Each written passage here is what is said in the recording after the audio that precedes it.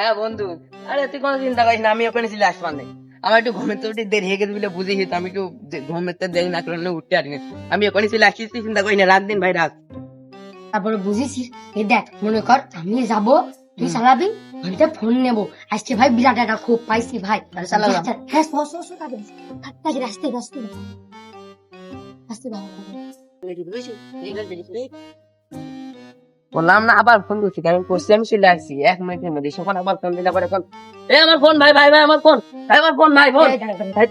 Phone দিলি না তুই? আরে ভাই তুই শোনো, তুই শোনো। কর না, আমি বুঝেছি তুই ফোন দিলি আরে কেন? ভাই শোনো, আজকালকার যুগে ফোন খুব চুরি হচ্ছে।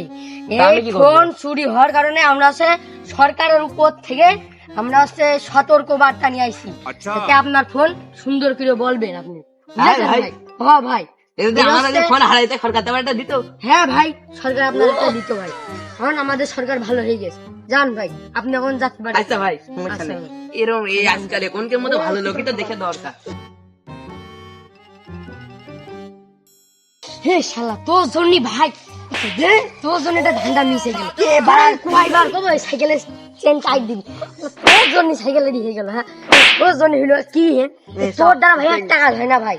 হ্যাঁ, এই চেন কোন সল টাইট দিয়ে আসিস।